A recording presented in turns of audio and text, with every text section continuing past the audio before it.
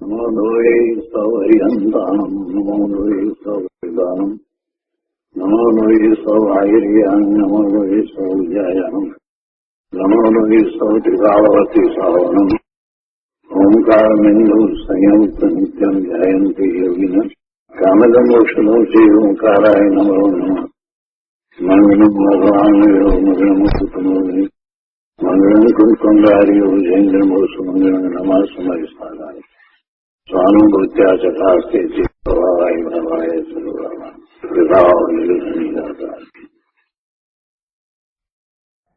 નિયમસાર ભગવાન કુમકુંડાચાર્ય રચિત નિયમસાર તથા મુનિવર પદ્મપ્રભમલધારી દેવ રચિત તાત્પર્ય વૃત્તિ ટીકા એનો સ્વાધ્યાય ચાલે છે.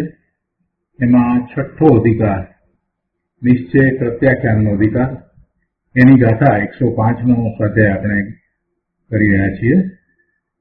કુમકુંડાચાર્ય ભગવાનની ગાથા 105માં એ વાત આવી કે જે નિકસાય છે, જે દાંત છે, એટલે કે જેણે ઇન્દ્રિયોને વશ કરી લીધી છે, જે સુરવીર છે, જે શુદ્ધતા પ્રત્યે ઉદ્યમવંત છે અને સંસારથી ભયભીત છે, તેને સુખમય પ્રત્યાખ્યાન, નિશ્ચય પ્રત્યાખ્યાન હોય છે.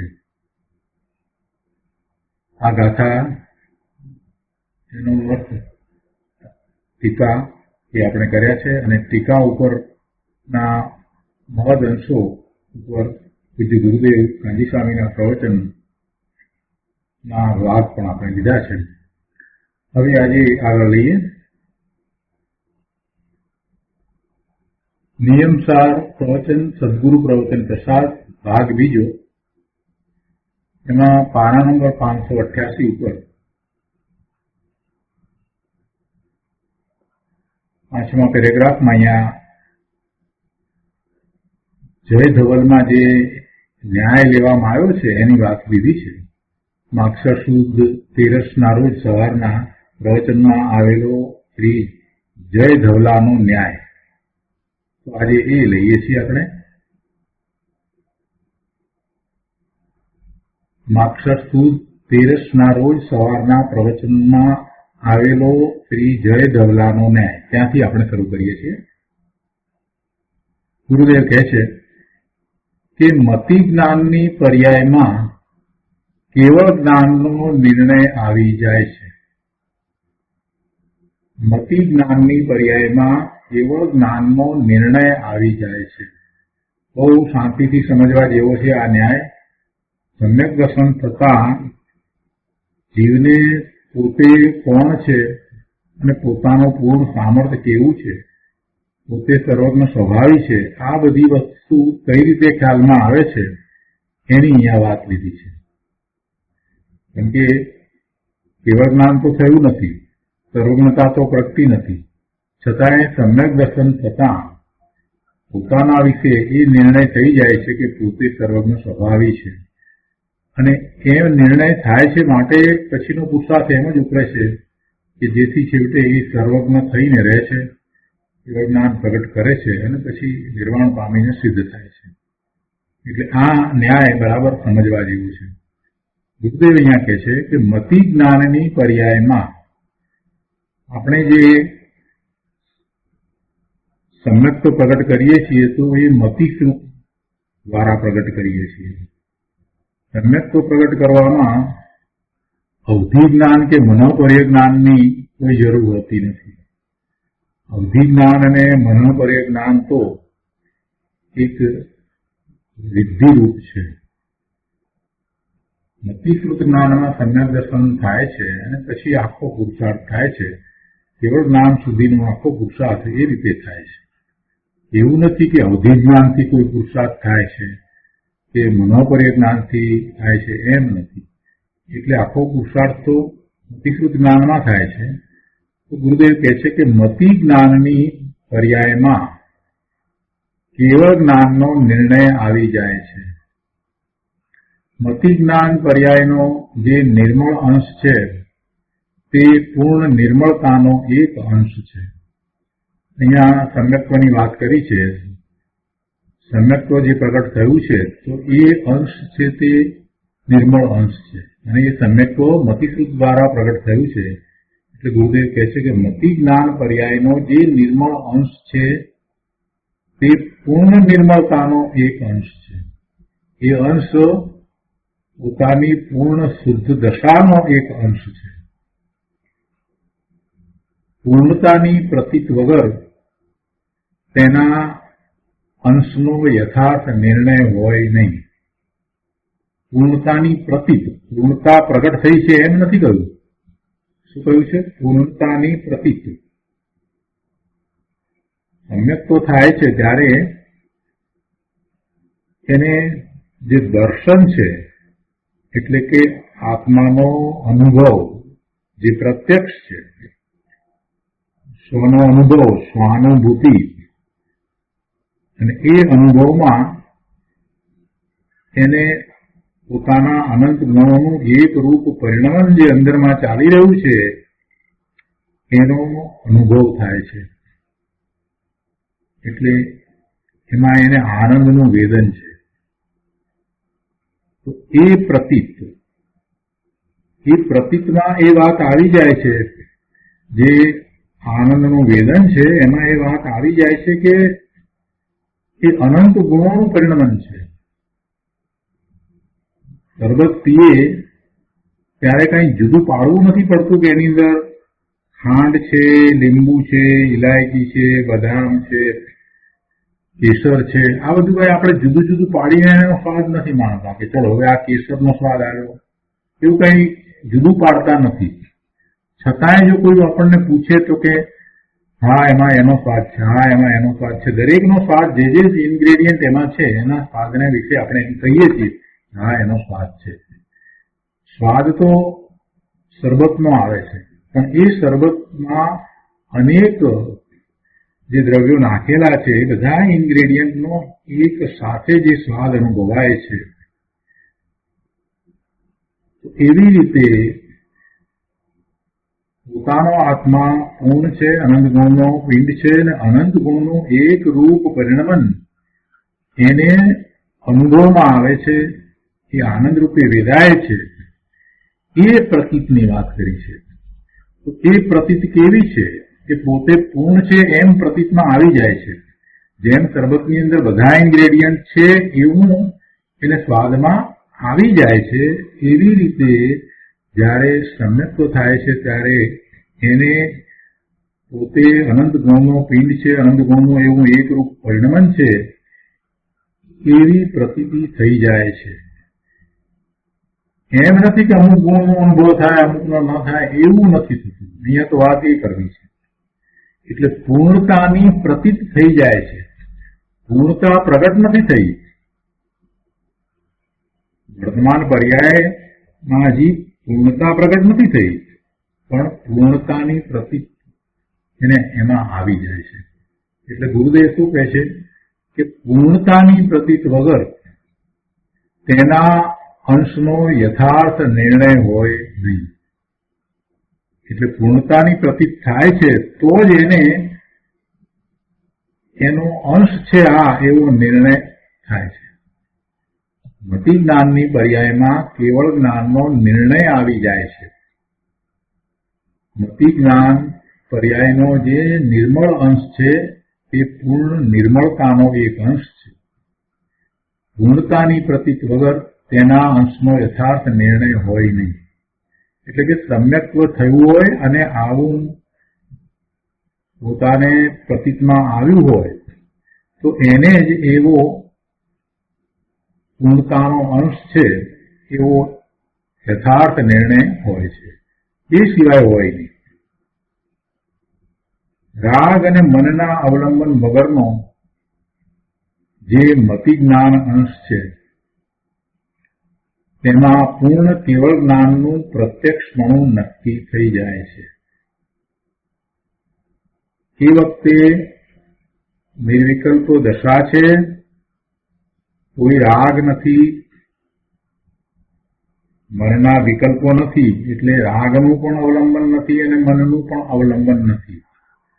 રાગ અને મનના અવલંબન વગરનો જે મતિ જ્ઞાનનો અંશ છે, એટલે એ વખતે જે જ્ઞાન છે, પોતે પોતાને જાણવા વાળું જ્ઞાન છે, પોતે પોતાને અનુભવવા વાળું જે જ્ઞાન છે, એ મતિ જ્ઞાનના અંશની વાત કરી છે. સમ્યક્ત્વ વખતે નિર્વિકલ્પ ધ્યાનની દશામાં જ્યારે એના જ્ઞાન દર્શનના ઉપયોગ ત્રિકાળી ધ્રુવ તરફ વળે છે, તો એ વખતે રાગ પણ નથી અને મનના વિકલ્પ પણ નથી. એટલે ગુરુદેવ કહે છે કે રાગ અને મનના અવલંબન વગરનો જે મતિ જ્ઞાન અંશ છે, એટલે કે એ વખતની જે જ્ઞાનની પર્યાય જે સ્વ સાથે એક રૂપ થઈ જાય છે, તે એ મતિ જ્ઞાનનો અંશ છે. તો તેમાં પૂર્ણ કેવળ જ્ઞાનનું પ્રત્યક્ષપણું નક્કી થઈ જાય છે. જો પૂર્ણ પ્રત્યક્ષનો નિર્ણય ન કરે તો તે અંશ પણ સાચો ન હોય. શાંતિથી સમજવા જેવું છે. એક એક વાત બહુ ગંભીર છે. અનુભવની વાત ગુરુદેવે અહીંયા સમજાવી છે. સમ્યક્ત્વની ગંભીર વાત છે. ગુરુદેવ કહે છે કે જો પૂર્ણ પ્રત્યક્ષનો નિર્ણય ન કરે તો તે અંશ પણ સાચો ન હોય. એટલે કે વર્તમાન જે જ્ઞાનની પર્યાય પ્રગટ થઈ, સમ્યક્ત્વની પર્યાય છે, એમાં સમ્યક દર્શન, સમ્યક જ્ઞાન અને જે એટલું ઠેરવાપણું, જેટલી સ્થિરતા, એટલું સમ્યક ચારિત્ર પણ છે. અને એવું જ પછી શ્રદ્ધાન છે. અને કર્મની વાત કરીએ તો એ વખતે દર્શન મોહની અનુભવ ઉપશમ વર્તે છે. અને અનંતાનુબંધની ચાર પ્રકૃતિ એનો પણ એ વખતે ઉપશમ વર્તે છે. તો એવું એ સમ્યક્ત્વ, એમાં બધું આવી ગયું, પાંચે વસ્તુ એમાં આવે છે. એવા સમ્યક્ત્વનો આપણે ઘણો સ્વાધ્યાય કર્યો છે, એટલે આપણે એ વાત તો બરાબર જાણીએ છીએ. પણ ગુરુદેવ અહીંયા આપણને એમ કહે છે કે એવા સમ્યક્ત્વ વખતે જે અનુભવ થાય છે, એ અનુભવ શું છે? એ પોતાના વર્તમાન જ્ઞાનની પર્યાય છે. એ પોતાને અનુભવે છે. અને એ પોતાને અનુભવે છે તો કેવો પોતાને અનુભવે છે? તો પોતાને પૂર્ણ સર્વજ્ઞ સ્વરૂપ અનુભવે છે. એટલે કહે છે કે રાગ અને મનના અવલંબન વગરનો જે મતિ જ્ઞાન અંશ છે, તેમાં પૂર્ણ કેવળ જ્ઞાનનું પ્રત્યક્ષપણું નક્કી થઈ જાય છે. જો પૂર્ણ પ્રત્યક્ષનો નિર્ણય ન કરે તો તે અંશ પણ સાચો ન હોય. એટલે કે એવા જ્ઞાનમાં પોતાના પૂર્ણ સ્વરૂપનો નિર્ણય ન થતો હોય તો સમજવું કે હજી એને એવો સમ્યક્ત્વનો અંશ, એવું સમ્યક જ્ઞાન પ્રગટ થયું નથી. એને એવો પૂર્ણતાની પ્રતીતિ રૂપ અનુભવ થયો નથી. જો પૂર્ણ પ્રત્યક્ષનો નિર્ણય ન કરે એટલે એને એ વખતે કઈ નિર્ણયો કરવાના છે એમ નથી કેવું. ગુરુદેવનું કહેવું એમ છે કે એવો મતિ જ્ઞાનનો અંશ જે પ્રગટ થયો છે, એમાં એને પોતાના પૂર્ણ સ્વરૂપનો નિર્ણય થઈ જ જાય છે. શરબત જો ચાખ્યું છે તો પછી એને નિર્ણય થઈ જ જાય છે કે એની અંદર આટલા બધા પદાર્થો નાખેલા છે, એવો નિર્ણય થઈ જ જાય છે. જો નિર્ણય નથી થતો, ભલે ને એક જરાક અડધી ચમચી પીધું હોય તો પણ એવો નિર્ણય થાય. પણ જો નિર્ણય નથી થતો તો એનો અર્થ એ છે કે એને શરબતનો સ્વાદ ચાખ્યો નથી. એટલે ગુરુદેવ અહીંયા કહે છે કે જો પૂર્ણ પ્રત્યક્ષનો નિર્ણય ન કરે તો તે અંશ પણ સાચો ન હોય. તો એ સમ્યક્ત્વ ન હોય, એનો કાંઈક ભ્રમ હોય. તો જ્યારે આવું સમ્યક્ત્વ પ્રગટ કરે છે તો એ સમ્યક્ત્વ એ મતિ જ્ઞાનનો અંશ છે. અને એમાં એને કેવળ જ્ઞાનનું પ્રત્યક્ષપણું નક્કી થઈ જાય છે. અને જો પૂર્ણ પ્રત્યક્ષનો નિર્ણય ન કરે, એટલે કે એવો નિર્ણય જો નથી થતો, તો સમજવું કે એનું એ સમ્યક્ત્વ સાચું નથી. એ જે વર્તમાન જ્ઞાનની પર્યાયનો અંશ પ્રગટ થયો છે, એવો એ સાચો અંશ નથી.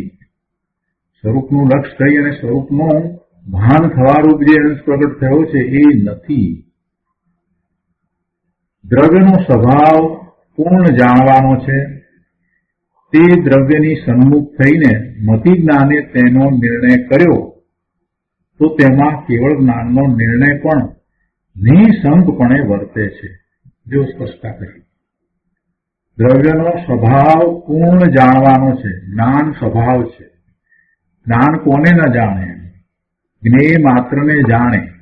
એટલે જ્ઞાનનો તો એવો સ્વભાવ છે, પૂર્ણ જાણવાનો સ્વભાવ છે.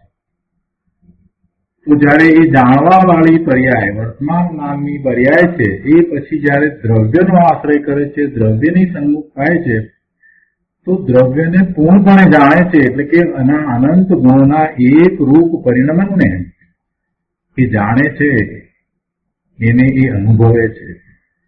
એટલે કહે છે કે તે દ્રવ્યની સન્મુખ થઈને મતિ જ્ઞાને તેનો નિર્ણય કર્યો તો તેમાં કેવળ જ્ઞાનનો નિર્ણય પણ નિઃશંકપણે વર્તે છે. અને એ વાત શ્રી જય દવલામાં ઘણી સરસ આવી છે.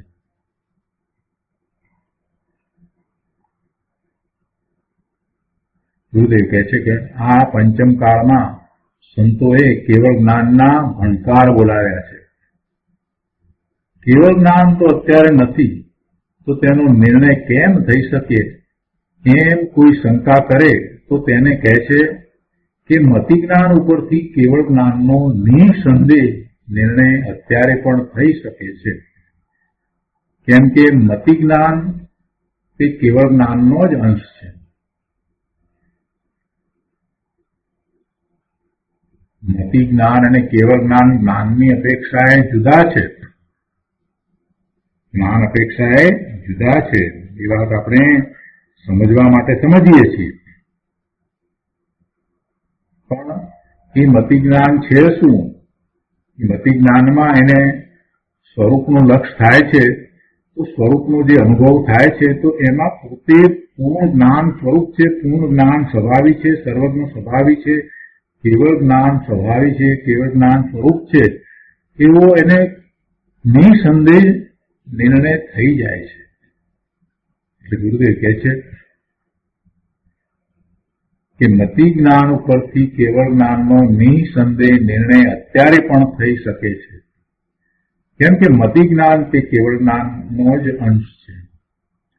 જ્યાં મતિ જ્ઞાન સ્વસંવેદન પ્રત્યક્ષ થયું ત્યાં પૂર્ણ કેવળ જ્ઞાનની પ્રત્યક્ષતાનો નિર્ણય થઈ જાય છે. ત્યારે મતિ જ્ઞાનમાં કેવળ જ્ઞાનનો અંશ પ્રગટે છે કે જ્યારે એ મતિ જ્ઞાન સ્વસંવેદન પ્રત્યક્ષ થાય છે.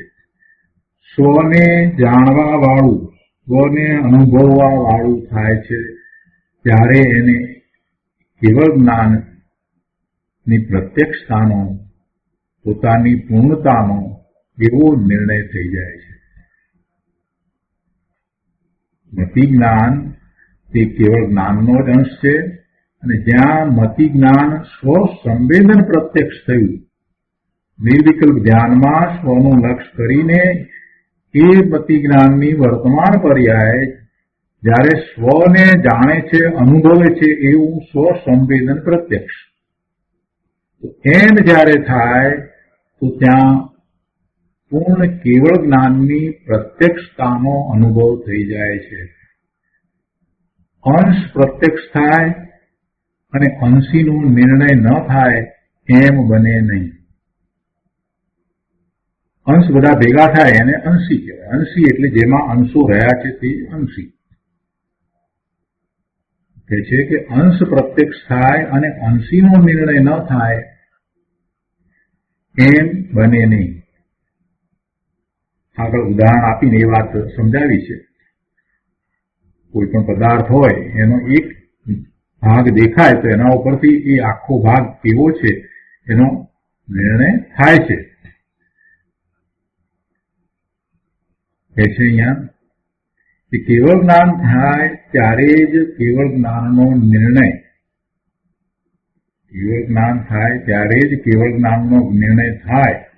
અને છદ્મસના જ્ઞાનમાં કેવળ જ્ઞાનનો નિર્ણય ન થઈ શકે એમ જે માને તેનું જ્ઞાન જ મિથ્યા છે. જયારે કેવળ જ્ઞાન થાય ત્યારે કેવળ જ્ઞાનનો નિર્ણય થાય, ના એમ નહીં.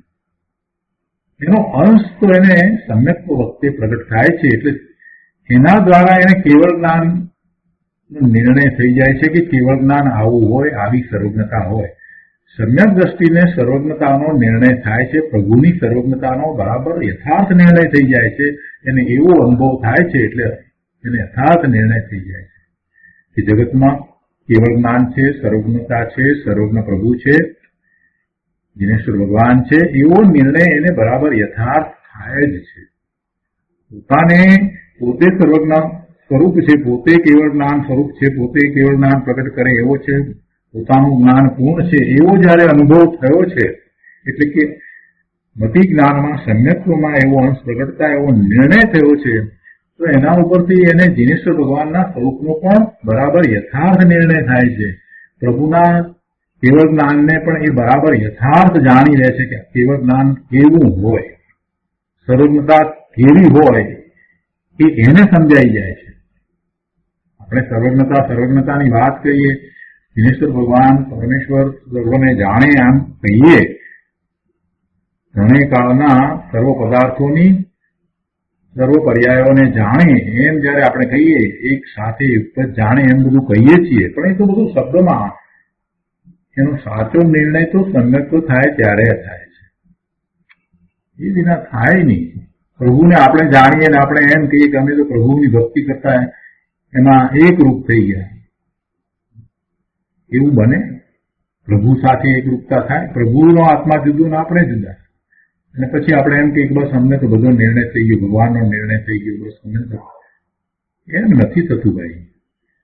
પોતાને જયારે એવો પુરુષાર્થ ઉપડે છે, સમ્યક્ત્વ થાય છે, તો પોતાના પૂર્ણ સ્વરૂપનો એને નિર્ણય થાય છે કે ઓહો આવું આટલું છે તો પછી પૂર્ણ સ્વરૂપ કેવું હશે, એમ નિર્ણય થાય છે. બીજને જોડે છે તો એને નિર્ણય થાય છે કે પૂર્ણિમા કેવી હશે. બીજનો ચંદ્ર જુએ છે, જે ઓછામાં ઓછો ભાગ દેખાય છે, તે છતાં પણ એને પૂર્ણ ચંદ્ર આવો હશે, એનો આકાર પણ એમાં ખ્યાલમાં આવી જાય છે. એવી રીતે એને પોતાની પૂર્ણતાનો નિર્ણય થાય છે, તો પછી એના ઉપરથી એને પ્રભુ વિશે જે વિકલ્પ દ્વારા જાણ્યું હતું કે સર્વજ્ઞ પ્રભુ કેવા હશે, દિનેશ્વર ભગવાન કેવા હશે, એ બધી વાતનો હવે એને પાકો નિર્ણય નિર્ધાર થાય છે. ત્યાં સુધી તો બધું એને દર્ગસૂચના અભ્યાસ દ્વારા વિકલ્પ રૂપે જ જાણ્યું હતું.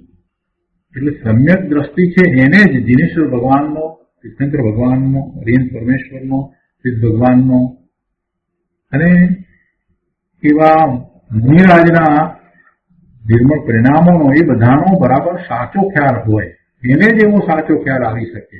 અને દર્શન વિના એને તો શું ભાન પડે કે કેવું હોય છે, અંદરમાં શું થાય છે. અહીંયા એ વાત લીધી છે.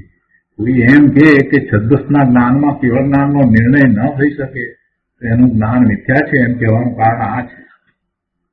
નક્કી થઈ જ જાય છે. બીજનો જેને નિર્ણય થયો છે કે આ બીજ છે, એને જેને જોઈ છે, તો એને પૂર્ણિમાનો ખ્યાલ આવી જ જાય છે, એવો નિર્ણય થાય છે. અને જો એને એવો નિર્ણય નથી થતો તો એને બીજ જોઈ નથી. અંશના નિર્ણયમાં અંશીનો નિર્ણય આવી જ જાય છે. છદ્મસને મતિ જ્ઞાન સ્વસંવેદન પ્રત્યક્ષ થયું, તેમાં પૂર્ણ પ્રત્યક્ષ કેવળ જ્ઞાનનો નિર્ણય થઈ જાય છે. અંશીના નિર્ણય વિના અંશ કોનો છે તે ક્યાંથી નક્કી થાય? શું કહે છે? છદ્મસને મતિ જ્ઞાન સ્વસંવેદન પ્રત્યક્ષ થયું. છદ્મસનો અર્થ શું? જેને હજી જ્ઞાનાવરણીય કર્મનો ઉદય વર્તે છે, એટલે કે હજી જ્ઞાનનો પૂર્ણ ઉઘાડ નથી થયો, એને છદ્મસ કહીએ છીએ. પોતે મોક્ષ માર્ગમાં છે, સાધક છે, છતાં પણ હજી પૂર્ણ ઉઘાડ નથી થયો ને, એટલે છદ્મસ કહે છે.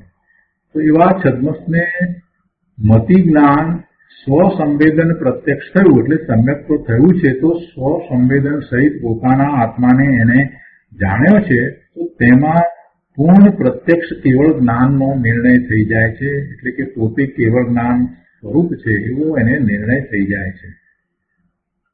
અંશીના એવો અંશી, કેવળ જ્ઞાન એટલે પૂર્ણ દશા, તો એ અંશી છે.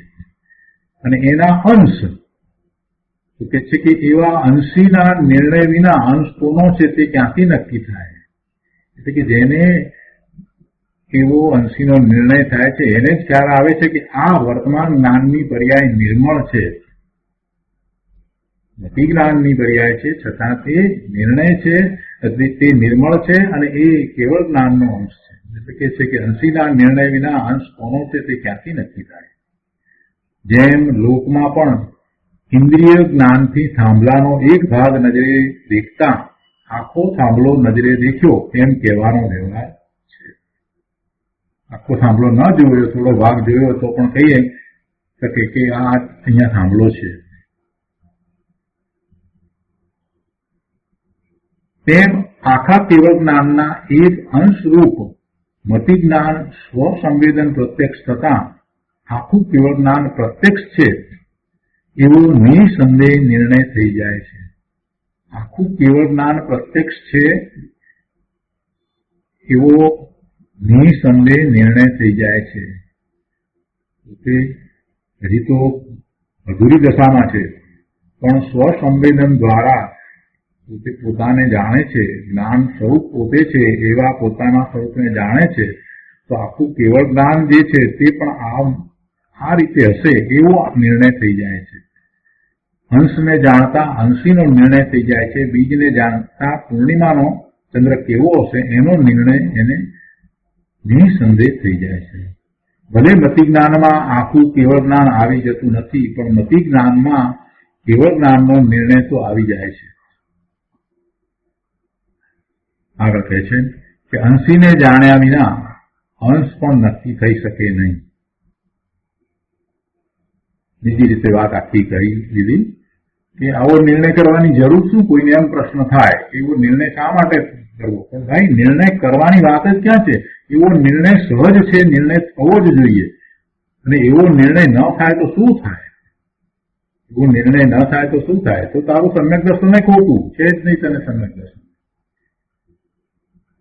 કેમ કે જ્યાં સુધી એવા અંશીને પૂર્ણ દશાને તું જાણતો નથી, એનો તને નિર્ણય નથી, તો એને માટેનો તને સાચો પુરુષાર્થ કેવી રીતે ઉપડશે?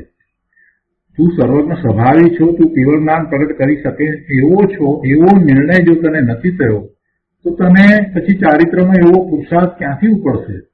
અને તું કેવી રીતે તારી પૂર્ણ દશાને પ્રગટ કરીશ? એટલે અંશીનો નિર્ણય થવો જરૂરી છે. અંશ દ્વારા અંશીનો નિર્ણય થાય છે એ વાત હોય જ છે. ગુરુદેવ કહે છે કે અંશીને જાણ્યા વિના અંશ પણ નક્કી થઈ શકે નહીં. પુસ્તકનો અમુક ભાગ દેખતા આ પુસ્તકનો આ ભાગ છે એમ નક્કી થયું તો ત્યાં આખા પુસ્તકના નિર્ણય વિના આ અંશ આ પુસ્તકનો જ છે એવી નિઃશંકતા થઈ શકે નહીં. એક પાનું આપણને સમયસારનું જોવા મળ્યું હોય તો એના ઉપરથી આપણને જયારે એમ નિર્ણય થાય કે આ સમયસારનું પાનું છે, તો એનો અર્થ એ થયો કે આપણને સમયસારનો ખ્યાલ આવે છે, સમયસારનો નિર્ણય થાય છે. પણ એ નિર્ણય દ્વારા એ વાત નક્કી થઈ જાય છે કે આપણે સમયસારને જાણીએ છીએ. શું કહે છે અહીંયા? થોડાક ન્યાય સમજવા જેવા છે, સૂક્ષ્મ ન્યાય છે આમાં. ગુરુદેવ અહીંયા કહે છે કે પુસ્તકનો અમુક ભાગ દેખાતા આ પુસ્તકનો આ ભાગ છે એમ નક્કી થયું તો ત્યાં આખા પુસ્તકના નિર્ણય વિના, તમને એ પુસ્તકનો નિર્ણય હોય ત્યારે તમે કહી શકો ને કે આ પુસ્તકનો આ ભાગ છે. એટલે કે છે કે આખા પુસ્તકના નિર્ણય વિના આ અંશ આ પુસ્તકમાં જ છે એવી નિઃશંકતા થઈ શકે નહીં. એટલે આખા પુસ્તકની વાત તમને ખબર હોવી જોઈએ. આ પુસ્તક છે એની તમને બરાબર ખબર હોવી જોઈએ. એટલે કે જો અંશીનું જ્ઞાન ન હોય તો પછી આ અંશ પુસ્તકનો છે કે લાકડાનો એવી શંકા રહ્યા કરે. માટે અંશની પ્રત્યક્ષતામાં અંશીનો નિર્ણય આવી જાય છે. તેમ મતિ જ્ઞાન તે જ્ઞાનનો અંશ છે. મતિ જ્ઞાન તે જ્ઞાનનો અંશ છે, અને આ મતિ જ્ઞાન છે તે અંશ છે એમ કહેતા જ તેમાં પણ પૂર્ણ અંશી એવા કેવળ જ્ઞાનનો નિર્ણય પ્રત્યક્ષ આવી જાય છે. જો પૂર્ણ કેવળ જ્ઞાનનો નિસંદેહ નિર્ણય ન કર્યો હોય તો આ મતિ જ્ઞાન અંશ કેવળ જ્ઞાનનો છે એમ ક્યાંથી નક્કી થયું? એટલે ખરેખર મતિ જ્ઞાનના નિર્ણયમાં અંશ અને અંશી એવા ભેદની શંકા જ ઉઠતી નથી. મતિ જ્ઞાનના નિર્ણયમાં એ વખતે કઈ નિર્ણય કરવા બેસે છે એમ નથી. સમ્યક તો થાય છે ત્યારે તો એને આનંદનો અનુભવ છે, પણ પોતે જે દ્રવ્યસૂત્રના અભ્યાસ દ્વારા જે કઈ સાંભળ્યું હતું, માન્યું હતું, વિચાર્યું હતું, એ બધું હવે એને સમ્યક થાય છે કે ઓહ આવી વાત છે. ખૂબ આગળનો અભ્યાસ કર્યો હતો, દિનેશ્વર ભગવાનની વાણીને સાંભળી હતી, પણ એ જયારે પોતે પોતાનો અનુભવ કરે છે, પોતાને જાણે છે, પોતાના સ્વરૂપમાંથી આવતા આનંદનો અનુભવ થાય છે, ત્યારે એ બધું જે જ્ઞાન છે એને સમ્યક થઈ જાય છે. અહીંયા કે છે જો પૂર્ણ કેવળ જ્ઞાનનો નિસંદેહ નિર્ણય ન કર્યો હોય તો આ મતિ જ્ઞાન અંશ કેવળ જ્ઞાનનો છે એમ ક્યાંથી નક્કી થયું? એટલે ખરેખર મતિ જ્ઞાનના નિર્ણયમાં અંશ અને અંશી એવા ભેદની શંકા જ ઉઠતી નથી. અંશ છે અને અંશી નથી એવો તર્ક જ સમ્યક મતિ જ્ઞાનમાં ઉઠતો નથી. અંશ હોય તો પછી અંશી હોય જ. તેનો અંશ છે, એનો અંશી હોવો જ જોઈએ. કોઈ એક ભાગ આપણે જોઈએ કોઈ પણ પદાર્થનો, તો એનો અર્થ કે આખો ભાગ એક વસ્તુ આખી હોવી જ જોઈએ. કોઈ પણ વસ્તુનો એક ટુકડો જોઈએ તો એનો અર્થ એ થાય કે એ આખી વસ્તુ હોવી જોઈએ. એટલે પછી એ એનાથી જુદી છે એમ પણ નથી. જે વસ્તુનો ટુકડો આપણે જોયો તો આપણને નિર્ણય થઈ જાય છે કે એ ટુકડો જે છે એ વસ્તુનો છે, એનો અર્થ એ વસ્તુ આખી જ છે. એ ટુકડો અને વસ્તુ કઈ બે જુદા હશે? ના, એ જુદા હોય નહીં. આપણે જોઈએ છીએ એ ટુકડાને જોઈએ છીએ, બાકીનો ભાગ એ કદાચ ઢંકાયેલો છે, તો એટલા ભાગને જોઈએ છીએ, તે છતાં એ આખી વસ્તુ નિર્ણય થાય છે અને એ આખી વસ્તુથી એ ભાગ કઈ જુદો નથી. એટલે એમાં કોઈ દ્વેત પણ રહેતો નથી. એટલે કે છે કે અંશી અને અંશ એવા ભેદની શંકા જ ઉઠતી નથી. અંશ છે અને અંશી નથી એવો તર્ક જ સમ્યક મતિ જ્ઞાનમાં ઉઠતો નથી. જ્ઞાનનો એવો સ્વભાવ છે કે અંશ અને અંશીને ભેગા જ નક્કી કરે છે. આત્મા સર્વને સર્વ પ્રકારે જાણે દેખે છે એમ જે પર્યાયે નક્કી કર્યું તે પર્યાયમાં કેવળ જ્ઞાનની શંકા જ ન રહે. જો હવે મૂળ વાત ઉપર ગુરુદેવ આપણને લઈ જાય છે, આપણને એક ચિંતનની દિશા ગુરુદેવ બતાવી રહ્યા છે. ગુરુદેવ કહે છે કે આત્મા સર્વને સર્વ પ્રકારે જાણે દેખે છે. આત્મા સર્વને સર્વ પ્રકારે જાણે દેખે છે એમ જે પર્યાયે નક્કી કર્યું તે પર્યાયમાં કેવળ જ્ઞાનની શંકા જ ન રહે. જો કેવળ જ્ઞાનની શંકા રહે તો તે પર્યાયે આત્માનો જ્ઞાન સ્વભાવ જ નક્કી કર્યો નથી.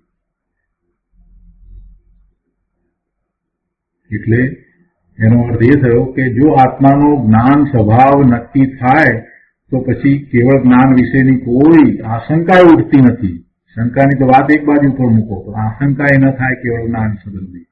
અને જેને કેવળ જ્ઞાન સંબંધી આશંકા ન થાય એની ભૂમિકા કેવી હોય, એને કેવો પુરુષાર્થ કરે? અહીંયા તો કહે છે કે જો કેવળ જ્ઞાનની શંકા રહે તો તે પર્યાયે આત્માનો જ્ઞાન સ્વભાવ જ નક્કી કર્યો નથી. તે નક્કી કર્યા વિના મતિ જ્ઞાન અંશનો પણ નિર્ણય થતો નથી. દેવગુરુ શાસ્ત્રને શું કહેવું છે તેનો પણ નિર્ણય થતો નથી. જો મતિ જ્ઞાનમાં પૂર્ણનો નિર્ણય ન આવે તો તે મતિ જ્ઞાન કોના તરફ વળશે? બીજી એક વાત મૂકી, સમ્યક તો થયું છે અને એને મતિ જ્ઞાનપૂર્વક પોતાનો અનુભવ થયો છે, પોતાને જાણ્યો છે, તો એ સ્વસંવેદન સહિત જે જ્ઞાનની પર્યાય થઈ છે એ જ્ઞાનની પર્યાય સ્વ તરફ વળીને એવા નિર્ણય કરે છે, એટલે કે એમ એ અનુભવે છે ને એને એવો નિર્ણય થઈ જાય છે. પણ જો એને એ રીતે એને નક્કી નથી થતું, એટલે કે છે કે તે નક્કી કર્યા વિના મતિ જ્ઞાન અંશનો પણ નિર્ણય થતો નથી, તો પછી મતિ જ્ઞાનનો અંશ જે છે એ જ્ઞાનનો અંશ છે એમ પણ નક્કી થતું નથી. એટલે એ મતિ જ્ઞાન તો એ સ્વને જાણનારું નહીં, પરંતુ પરને જાણનારું હોઈ શકે કદાચ. છે કે જો મતિ જ્ઞાનમાં પૂર્ણનો નિર્ણય ના આવે તો તે મતિ જ્ઞાન કોના તરફ વળશે? એટલે જે મતિ જ્ઞાન સ્વને જાણે છે એને જ પોતાના પૂર્ણ જ્ઞાનનો નિર્ણય થાય છે અને એ જ સાચું જ્ઞાન છે, એટલે એ પોતે પોતા તરફ વળી શકે. પણ જો મતિ જ્ઞાનમાં એને એ પોતાના પૂર્ણ સ્વભાવનો, પૂર્ણ કેવળ જ્ઞાન સ્વરૂપનો નિર્ણય નથી થતો, તો એ મતિ જ્ઞાન પરલક્ષી છે, એ મતિ જ્ઞાન પર તરફ વળેલું છે. એટલે સ્વસંવેદન પૂર્વકની એની દશા થઈ નથી, સમ્યક તો નથી. એટલે જો સમ્યક તો થયું છે તો એમાં એ ભલે મતિ જ્ઞાન પૂર્વક એ પોતાને જાણતો હોય, અનુભવતો હોય, તે છતાંય એ જ જ્ઞાન એને પોતાના પૂર્ણ સ્વભાવનો નિર્ણય કરાવનારું છે અને પુરુષાર્થમાં એને એવી પૂર્ણતા તરફ લઈ જનારું છે, એમ કહેવું છે. એટલે કે છે કે જો મતિ જ્ઞાનમાં પૂર્ણનો નિર્ણય ન આવે તો તે મતિ જ્ઞાન કોના તરફ વળશે? એટલે પૂર્ણનો નિર્ણય આવે છે માટે એ પોતાના પૂર્ણ શુદ્ધ સ્વભાવને પ્રગટ કરવા તરફ વળશે. જો કેવળ જ્ઞાનનો નિર્ણય ન કરે તો તે મતિ જ્ઞાન જ ખોટું છે. તે મતિ જ્ઞાન અંશીનો અંશ થયો જ નથી. જો કેવળ જ્ઞાનનો નિર્ણય ન કરે તો મતિ જ્ઞાન જ ખોટું છે. તે મતિ જ્ઞાન અંશીનો અંશ થયો જ નથી, એ કેવળ જ્ઞાનનો અંશ જ નથી. આગળ કહે છે, વળી તે મતિ જ્ઞાન ઇન્દ્રિય જ્ઞાનના અવલંબને કાર્ય કરતું નથી. આપણે એમ કહીએ છીએ ને, મતિ સ્વરૂપની વાત કરતા હોઈએ તો ઇન્દ્રિય દ્વારા જે જાણી તેને મતિ જ્ઞાન એમ કહીએ છીએ ને. તો અહીંયા સ્પષ્ટતા કરી છે ગુરુદેવે, કહે છે કે વળી તે મતિ જ્ઞાન ઇન્દ્રિય જ્ઞાનના અવલંબને કાર્ય કરતું નથી. ઇન્દ્રિય દ્વારા થતું જ્ઞાન એને અનુસરીને એ મતિ જ્ઞાન કાર્ય કરતું નથી, તો એ પરલક્ષી થઈ જાય. એમાં તો પછી એને સ્વનો નિર્ણય ન થાય અને પછી તો એમાં પોતે સર્વજ્ઞ સ્વાભાવિક, કેવળ જ્ઞાન સ્વાભાવિક છે એવો નિર્ણય ક્યાંથી થાય? એટલે એમ નથી. અહીંયા કહે છે કે એ મતિ જ્ઞાન જે છે એ તો સ્વના આશ્રય થયેલું છે.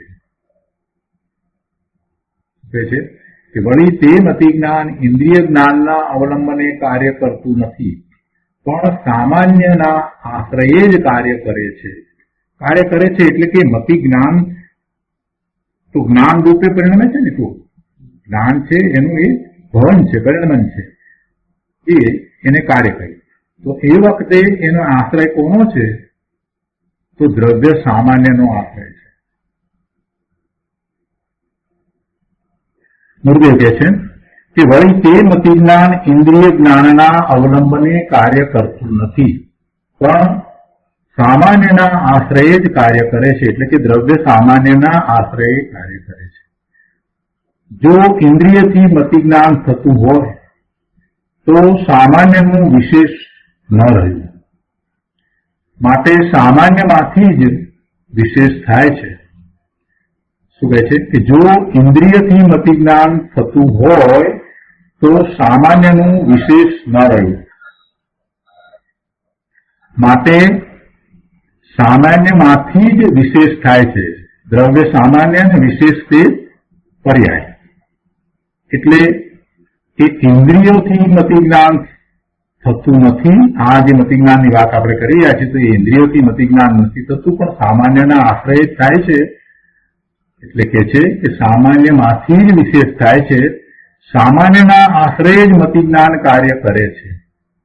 મતિ જ્ઞાન અંતર્મુખ થતા તેમાં કેવળ જ્ઞાનની શંકા રહેતી નથી. મતિ જ્ઞાન અંતર્મુખ થતા તેમાં કેવળ જ્ઞાનની શંકા રહેતી નથી. અંશમાં આખાનો નિર્ણય થઈ જાય છે. એટલે કે વર્તમાન જ્ઞાનની પર્યાય એ વિશેષ છે અને પોતાનો જ્ઞાન સ્વભાવ એ સામાન્ય છે. તો એ સામાન્ય માંથી જ વિશેષ થાય એટલે એ પર્યાય થાય છે એક વાત.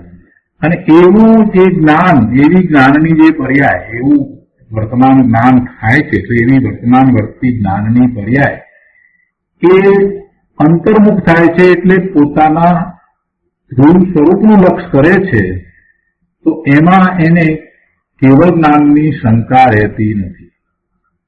મતિ જ્ઞાન અંતર્મુખ થતા તેમાં કેવળ જ્ઞાનની શંકા રહેતી નથી. અંશમાં આખાનો નિર્ણય થઈ જાય છે. મતિ જ્ઞાન પોતે જ્ઞાનનો અંશ છે. તે અંશ વડે આખા અંશીનું નક્કી કર્યું છે. તે અંશ વડે આખા અંશીનું નક્કી કર્યું છે એટલે નક્કી થઈ જાય છે. તે નિર્ણયમાં અમુક અંશ પ્રત્યક્ષ છે અને અમુક પરોક્ષ છે એવા ભેદ નથી.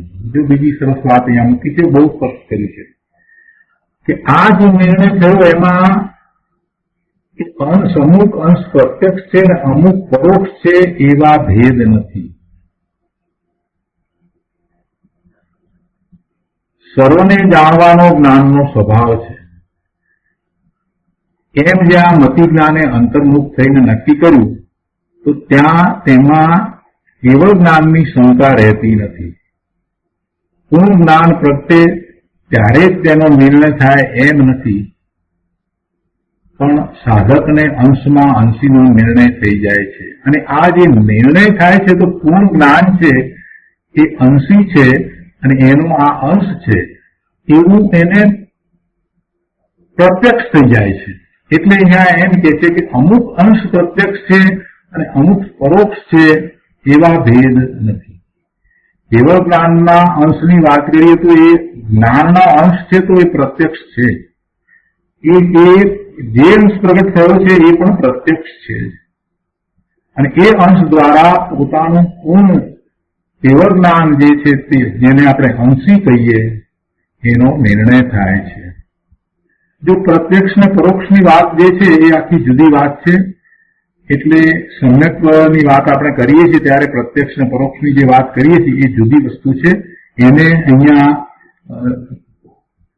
ન લેશો, એની સાથે આનો ગૂંચવાડો ના કરશો. અહીંયા જે વાત ચાલી રહી છે તે પ્રત્યક્ષની વાત છે. એટલે જે જ્ઞાનનો અંશ જે છે તે પ્રત્યક્ષ છે અને એ અંશ અંશીનો નિર્ણય કરનારો છે. એટલે એ અમુક અંશ પ્રત્યક્ષ ને અમુક પરોક્ષ એમ નહીં, એ અપેક્ષાથી વાત ચાલે છે. અને જયારે આપણે સમ્યક્ત્વની વાત કરતા હોઈએ છીએ ત્યારે એમાં સમ્યક દર્શન છે, અનુભૂતિ છે. એ અનુભૂતિ જે છે તે પ્રત્યક્ષ છે, એ પ્રત્યક્ષ છે અને ત્યાં જે જ્ઞાનનો ઉઘાડ જે છે એ ઉઘાડને આપણે પરોક્ષ કહીએ છીએ. એટલે એ અપેક્ષાથી ત્યાં સમ્યક જ્ઞાનને પરોક્ષ કહ્યું છે, જ્યારે કેવળ જ્ઞાનને પ્રત્યક્ષ કહ્યું છે. એ ત્યાં જુદી વાત છે. એ વસ્તુ ત્યાં જે કહેવામાં આવી છે, જે સમજીએ છીએ એ જુદું છે અને અહીંયા જે વાત છે તે જુદી છે. એટલે ગૂંચવાડો ના કરશો. અહીંયા અંશી જે પ્રગટ જ્ઞાન થાય છે, અંશીનું ભાન થાય છે, અંશ દ્વારા થાય છે અને એ થવું જ જોઈએ. એ ન થાય તો જે અંશ પ્રગટ થયો છે સાચો નથી. એ વાતને અહીંયા સમજવાની છે અને એ દ્વારા બીજું ગુરુદેવને તેમ કહેવું છે કે કોઈ પણ અંશ પ્રગટ થયો છે એ પ્રત્યક્ષ જ હોય. જે અંશ પ્રગટ થયો, જ્ઞાનનો જે પ્રગટ અંશ થયો છે તે પ્રત્યક્ષ જ હોય. એટલે પ્રત્યક્ષ અંશ દ્વારા જ એને કેવળ જ્ઞાન વિશેની કોઈ હવે શંકા રહેતી નથી. એનો નિર્ણય પાકો થઈ જાય છે. એ વાત અહીંયાથી ચાલે છે. એટલે એ અપેક્ષાથી વાત છે. આગળ કહે છે 590 પાના પર કે હું સર્વને જાણનાર દેખનાર સ્વસંવેદ આત્મા છું. એમ જ્યાં મતિ જ્ઞાને નક્કી કર્યું ત્યાં તે મતિ જ્ઞાનમાં કેવળ જ્ઞાનનો નિસંદેહ નિર્ણય આવી જાય છે. મતિશ્રુત જ્ઞાનને અંતરમાં વાળીને આત્મ સ્વભાવને ઓળખીને તેમાં જે એકાગ્ર થાય તેને જ પ્રત્યાખ્યાન હોય છે. મતિ અને શ્રુત જ્ઞાન સાથે જ હોય છે. મતિ જ્ઞાન છે સાથે શ્રુત જ્ઞાન હોય જ છે. એટલે શ્રુત જ્ઞાન એટલે જે એનો અર્થ જણાવનારું છે તે શ્રુત જ્ઞાન છે. મતિ દ્વારા થયેલા જ્ઞાનનો જે અર્થ સમજાય છે આપણને અંદરમાં જે સમજાય છે તે શ્રુત છે. મતિ શ્રુત સાથે છે અને મતિ શ્રુત પૂર્વક જ સમ્યક જ્ઞાન હોય છે. અહીંયા કહે છે કે હું સર્વને જાણનાર દેખનાર સ્વસંદેદ્ય આત્મા છું. પોતાને વેદનમાં આવતો એવો સ્વસંદેદ્ય આત્મા છું. એમ જ્યાં મતિ જ્ઞાને નક્કી કર્યું ત્યાં તે મતિ જ્ઞાનમાં કેવળ જ્ઞાનનો નિસંદેહ નિર્ણય આવી જાય છે. મતિશ્રુત જ્ઞાનને અંતરમાં વાળીને એને અંતર્મુખ કરીને આત્મ સ્વભાવને ઓળખીને તેમાં જે એકાગ્ર થાય તેને જ નિશ્ચય પ્રત્યાખ્યાન હોય છે. હવે ગાથાની વાતને લીધી છે, એમાંનો કેટલો ભાગ આપણે કઈ વખતે કર્યો છે, ફરીથી આપણે લઈએ છીએ. અહીંયા કહે છે કે આ પ્રત્યાખ્યાન અધિકાર છે. પ્રત્યાખ્યાન એટલે દોષનો ત્યાગ, તે ધર્મ છે. પણ આત્માનો ધ્રુવ સ્વભાવ દોષ રહિત છે. એવા સ્વભાવની દ્રષ્ટિ થયા વિના દોષનો ખરો ત્યાગ થઈ શકે નહીં. આત્માનો ધ્રુવ સ્વભાવ દોષ વિનાનો છે અને એવી દ્રષ્ટિ થયા વિના એટલે એવી માન્યતા થયા વિના પોતે દોષ વિનાનો છે એવો નિર્ણય થયા વિના દોષનો ત્યાગ થઈ શકે નહીં. પ્રત્યાખ્યાનમાં આપણે દોષનો ત્યાગ કરીએ છીએ.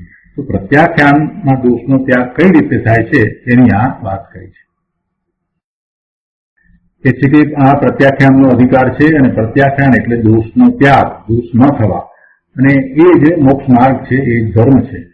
પણ આત્માનો સ્વભાવ છે એ દોષ રહિત છે એવો નિર્ણય થવો જોઈએ, એવી માન્યતા થવી જોઈએ, એવી શ્રદ્ધા થવી જોઈએ ને એવી પોતાના સ્વભાવની, પોતાના દોષ રહિત સ્વભાવની શ્રદ્ધા થયા વિના ખરેખર દોષનો ત્યાગ થઈ શકે નહીં. ધ્રુવ સ્વભાવ વિકાર વિનાનો છે, નિર્વિકાર છે, અને દોષ છે એ તો પર્યાયમાં છે, એ એક સમય પૂરતો છે. એમ વિકાર અને અવિકાર વચ્ચે ભેદ જ્ઞાન થાય. વિકાર એટલે એ જે પર્યાયમાં છે તે, અને અવિકાર તો પોતાનું સ્વરૂપ છે, ધ્રુવ સ્વભાવ છે, દોષ વિનાનો સ્વભાવ છે. તો એ રીતે વિકાર અને અવિકાર વચ્ચે ભેદ જ્ઞાન થાય ત્યાર પછી નિર્વિકાર સ્વભાવના આશ્રયે વિકારનો ત્યાગ થાય અને તેનું નામ પ્રત્યાખ્યાન છે. આવું નિશ્ચય પ્રત્યાખ્યાન જ આસનભવ્ય જીવોને હિતરૂપ છે. હવે ટીકાની વાતને આગળ વધારતા ગુરુદેવ કહે છે કે જેમ સુવર્ણ પાષાણ ઉપાદેય છે તેમ અંધ પાષાણ ઉપાદેય નથી. અંધ પાષાણ એટલે કે જેમાંથી સુવર્ણ નથી નીકળતું એને અંધ પાષાણ કહે છે, અને જેમાંથી સુવર્ણ નીકળે છે એવી સુવર્ણનીઓ એ સુવર્ણ પાષાણ છે. એટલે સુવર્ણ પાષાણ છે તે ઉપાદેય છે. ઉપાદેય છે એટલે કે એને તપાવીને એમાંથી સુવર્ણ પ્રાપ્ત કરી શકાય એવો છે, એટલે એ ઉપયોગી છે. પણ પેલો સુવર્ણ વિનાનો છે એ અંધ પાષાણ, એ ઉપાદેય નથી, એટલે ઉપયોગી નથી, કાર્યકારી નથી. સુવર્ણની પ્રાપ્તિમાં એ કાર્યકારી નથી. તો એ ઉદાહરણ આપ્યું. જેમ સુવર્ણ પાષાણ ઉપાદેય છે તેમ અંધ પાષાણ ઉપાદેય નથી, એ ઉદાહરણ આપ્યું. અને એના ઉપરથી આગળ સમજાવે છે કે નાયક મૂર્તિ આત્માના આશ્રયે પ્રગટતું વિતરાગી પ્રત્યાખ્યાન જ ઉપાદેય છે, પણ રાગાદી ભાવો ઉપાદેય નથી. જેમાંથી પોતાને વિતરાગી પૂર્ણ દશા થાય એવું આ વિતરાગી પ્રત્યાખ્યાન જ ઉપાદેય છે. જે આત્માના આશ્રયે પ્રગટ થાય છે તે જ ઉપાદેય છે, પણ શુભાશુભ ભાવ છે એ ઉપાદેય નથી. એ અંધ પાષાણ જેવા છે, એમાંથી કાંઈ પ્રાપ્ત થતું નથી. અંધ પાષાણને ગમે તેટલું ગરમ કરવામાં આવે પણ એમાંથી કાંઈ સુવર્ણ પ્રાપ્ત થતું નથી. એવી રીતે આ રાગાદી ભાવો, શુભ ભાવો ગમે તેવા હોય, સાક્ષાત તીર્થંકર પરમેશ્વર બિરાજમાન હોય અને એમની ભક્તિનો ભાવ ત્યાં આવ્યો હોય તો પણ એ દ્વારા ખરેખર કાંઈ ધર્મ થતો નથી. ધર્મ એટલે કે મોક્ષ માર્ગ થતો નથી. સાક્ષાત તીર્થંકર ભગવાનની ભક્તિ પૂજાથી પણ મોક્ષ માર્ગ થતો નથી, કેમ કે એ બધો શુભભાવ છે અને એ શુભભાવ દ્વારા પોતાના પરિણામ નિર્મળ થતા નથી, પોતાને વિતરાગી પરિણામ થતા નથી. પોતાના વિતરાગી પરિણામ તો સ્વરૂપના આશ્રય જ થાય છે. પોતે જ નાયક મૂર્તિ ભગવાન આત્મા ત્રિકાળ શુદ્ધ છે અને એ જ ઉપાદેય છે અને એના આશ્રય જ પોતાને નિર્મળ પરિણામ થાય છે, એટલે ધર્મ થાય છે. એટલે એ ઉપાદેય છે, જ્યારે આ રાગાદી ભાવો ઉપાદેય નથી. જે પથ્થરમાં સોનું નીકળે તેમ હોય તેને લોકો અંગીકાર કરે છે, પણ જેમાંથી સોનું નીકળે તેમ ન હોય, અંધપાષાણ, તેને લોકો અંગીકાર કરતા નથી. તેવી રીતે સંસાર શરીર પ્રત્યેના ભોગનો ભાવ તો પથ્થર જેવો છે. તેનાથી વૈરાગ્ય પામીને ચૈતન્યમાં વળવું તે પ્રત્યાખ્યાન છે. એવું પ્રત્યાખ્યાન ભવ્ય જીવોને ઉપાદેય છે. પહેલા જ્ઞાનમાં નિર્ણય થવો જોઈએ કે મારું સ્વરૂપ વિકાર વગરનું શુદ્ધ સોના જેવું છે. મારું સ્વરૂપ શુદ્ધ છે, એમાં કોઈ વિકાર છે જ નહીં, કોઈ દોષ છે જ નહીં, એવો પહેલા નિર્ણય થવો જોઈએ. અને વિકાર મારું સ્વરૂપ જ નથી, વિકાર મારામાં છે જ નહીં, વિકાર મારાથી ભિન્ન છે, એ પર્યાય છે અને એનાથી હું જુદો છું, એ મારામાં છે જ નહીં. આવું ભેદ જ્ઞાન જેણે કર્યું હોય અને શરીરથી વિકારથી ચૈતન્યની ભિન્નતા જાણી હોય તેને જ તેના પ્રત્યે સાચો નિર્વેગ થાય.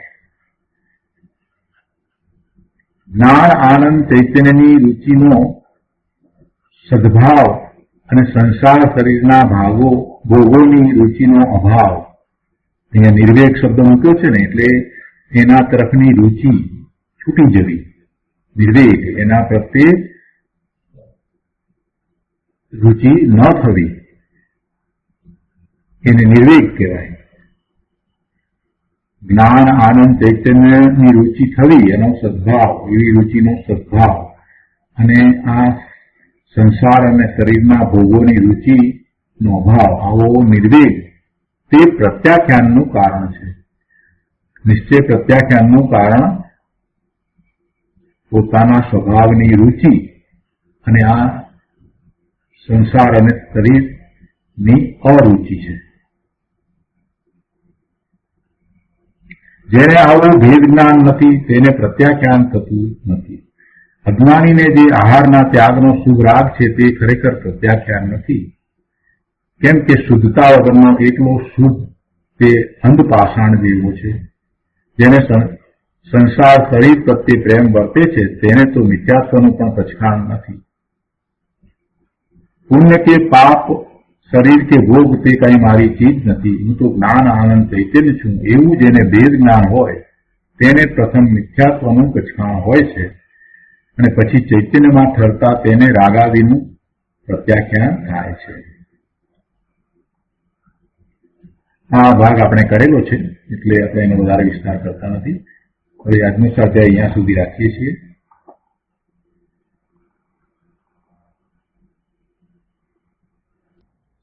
હવે સુખધામ બોલીએ.